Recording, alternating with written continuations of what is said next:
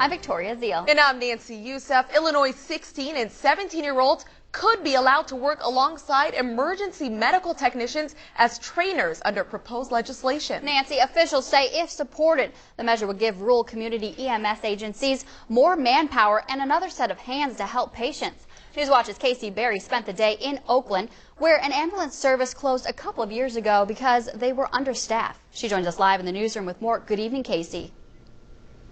Victoria and Nancy, now as you mentioned, having extra hands in the ambulance can benefit EMTs in a pinch. But in small areas, those extra hands are hard to come by. But a law like this could help boost the numbers and also stir some interest in young people wanting to serve their communities. We've been able to add a second ambulance. Our staffing levels are through the roof, and things are going very, very well here. And with those growing numbers, Greg Baker says he doesn't see the legislation making a big difference at his department in Oakland. We have a 17-year-old that comes in and volunteers for us every once in a while.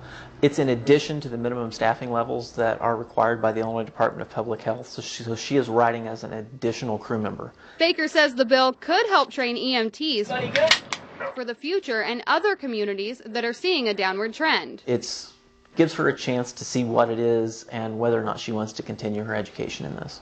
If they can have a staffing of a 16 or 17-year-old that is the first responder certified, just having that extra hand in the back of the ambulance will make all the difference in the world. Charleston Fire Chief Pat Goodwin says while small EMS agencies could see benefits, Charleston's service won't be able to take in teen volunteers. Charleston is a career department. That means we're paid staff to be here. We're bound by union contract and rules and regs and that. So by state statute, you have to be at least 21 to work for your municipal department. Now, according to the legislation, the minimum age for ambulance drivers will still be 18, which Goodwin says is a relief. 16 and 17-year-olds are just learning the rules of the road and the defensive driving part of it. As of now, Baker says he hopes to get more volunteers and hopes students of age will take advantage of the opportunity. The Oakland Ambulance Service will host a class for anyone interested in becoming an EMT in the fall. Now, the legislation approved Friday is sponsored by Republican State Representative Chapin Rose. Rose says, simply put, the measure is about providing manpower. Nancy?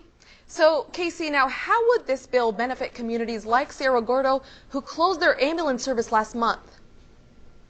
Nancy, in 2007, the Cerro Gordo EMTs told Newswatch they were having problems getting enough volunteers. Now, the state requires ambulances to be staffed with at least 2 EMTs that are licensed, and lately the station only had around a dozen members, causing it to shut its doors. Officials say this legislation might have helped Cerro Gordo's ambulance service stay open a little longer. Nancy? All right, thanks. Casey Berry reporting live for us in the newsroom tonight. And